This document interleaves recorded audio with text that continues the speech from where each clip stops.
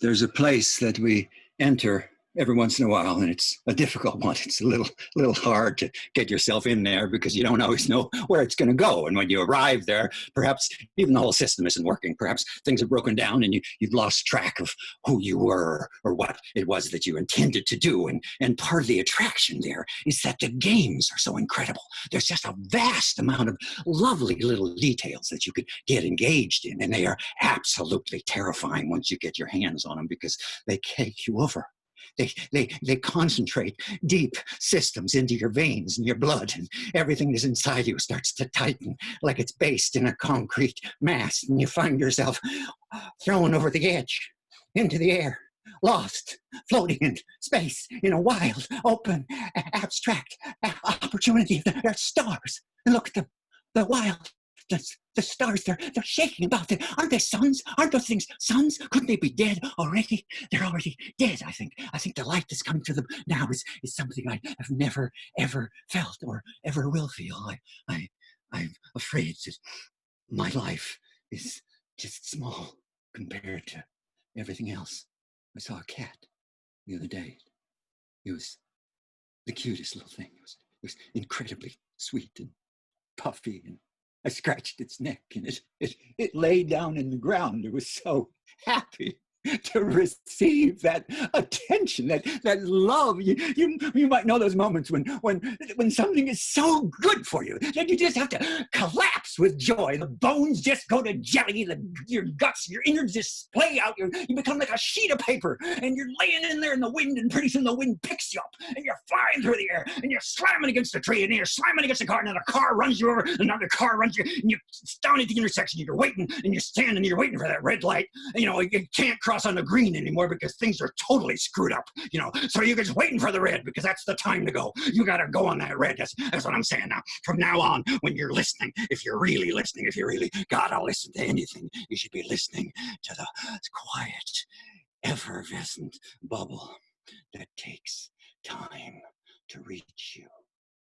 It comes in quiet and soft, like the pad of a small animal. Maybe it's a rat. No, it's a mouse. No, it's a hamster. No, it's not. It's got a small foot regardless, and there are 5 toes, and those 5 toes have 5 little scratchy parts on them, and those scratchy parts start to hurt, and they it take time to hurt. It doesn't hurt right away. It starts to hurt, and the little things just dig in, and when things dig in, you just don't want. Nobody likes it when you dig in too much, and there's no food left for anybody. You get to the table, and you were expecting this gorgeous meal, and the glasses are slammed to the ground, and the plates are cracked, and there's old bread all over the place, and there's nothing left but the aftermath of some gorging beast who's come in and taken over the planet and ripped out the roots of the whole living system, and you find yourself seething with wrath. If only I could be the god that controlled this place. I would just take everything. Those cans, for instance. I'd take those cans and I'd empty them. I'd empty every can there was. I wouldn't let anything be put in cans. I'd stop the whole can profusion, the canned factories. Everything's got to get backed up somewhere, and all that produce that should have been stepped on a long time ago will get stepped on now by the proud, by the stiff, by the angry, by the unjust, by the unmarried, by the unpartnershaft, by those who feel every bit lost. Every moment of the day, every time they enter into the world outside the door, there's a possibility it's not going to be right. There's a slim possibility that hope will be gone, and a fraction of life might reappear someday. It might pick up. It might, make a little spark. You know how things come along. There's a little spark, and they take that little spark and they put it to the chips of the wood, and pretty soon you got a little smoke and and there's a little fire, and then pretty soon you're warming up, and it's get a little warm, and then it suddenly occurs to you that you're going to need some more fuel. And where are you going to get the fuel? And where does fuel come from? And what is fuel anyway? And who started the idea of fuel? And how do you spell it? F-U-E? Isn't that some sort of benzene solution? No, they take that thing out of the earth. I think they take that thing out of the earth. They take that out of the earth. They take fuel out of the earth.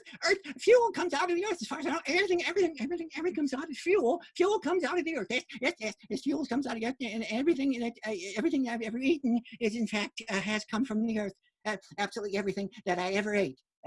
Anything I've ever put in my mouth was it came from the earth originally, and there's no denying that, because I haven't eaten any space rocks or anything, and I haven't been to the moon, and I don't intend on flying. I'm not interested in going up in those little tin cans, those little rocket ships. I wouldn't set foot in one of those. No, you couldn't get me there if you paid me, because I know that those things have been constructed, and I know that construction is a hazardous occupation, and some people, they sort of give it all when they're working, and some people really don't, and they're thinking, oh, fuck this, I'm going to get paid $12.50 an hour. I don't need to add every rivet into the fuselage of this Boeing today. I'll just skip that one a little, take a rivet home. I mean, why not? I got a couple of rivets at home, the kids like rivets. They play with, set up their little box. They set up these little boxes. They get them all stacked up together. It's absolutely incredible, the imagination of a child. I mean, you can't imagine what they can do. I mean, can you imagine an imagination? I don't even can't imagine that. I'm not possibly sure imaginations are imaginable. I mean, is it imaginable to imagine imagination? Could it be possible? Could it be a possibility to be a possible imagination? I mean, it's similar. Sensibility is a really difficult topic to transgress. Sensitivity and sensibility. I have to say that today, in these times, sensibility is a whitewash. It's a plasma screen. It's a fake interaction with another. But we don't really have the time to go into that now. There's absolutely there's no